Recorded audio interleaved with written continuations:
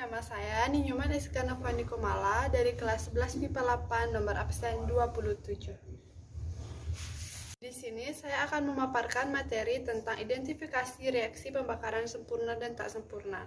Terlebih dahulu, saya akan menjelaskan apa itu reaksi pembakaran. Jadi, reaksi pembakaran adalah suatu reaksi kimia antara suatu bahan bakar dan suatu oksidan dan disertai dengan hasil panas yang berupa cahaya atau dalam bentuk api. Reaksi pembakaran ini dapat dibagi menjadi dua, yaitu reaksi pembakaran sempurna dan reaksi pembakaran tak sempurna.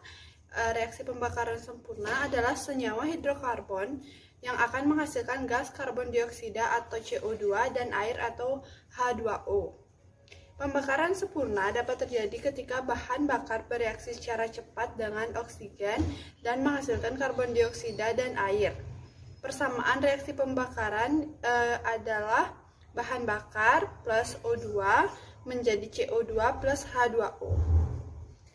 Dampak dari pembakaran sempurna ini ialah hanya karbon dioksida dan air, sehingga tidak ada hasil samping yang buruk.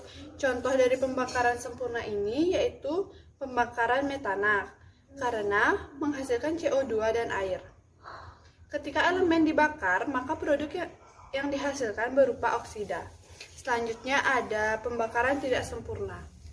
Pembakaran tidak sempurna akan menghasilkan gas karbon monoksida atau CO dan H2O atau air. Dampak dari pembakaran tak sempurna yaitu yang pertama, pembakaran tak sempurna menghasilkan lebih sedikit kalor, jadi lebih efisien bahan bakar. Yang kedua, kerugian dari pembakaran tak sempurna adalah menghasilkan gas karbon monoksida atau CO yang bersifat racun karena dapat mencemari udara. Dan yang ketiga, polusi udara yang dihasilkan seperti gas CO, NOx, dan SO2. Selanjutnya, saya akan menjelaskan tentang sifat zat hasil pembakaran. Yang pertama ada CO atau karbon monoksida. Karbon monoksida bersifat racun dan dapat menimbulkan rasa sakit pada mata, saluran pernapasan, dan juga paru-paru. Selanjutnya ada zat CO2 atau karbon dioksida.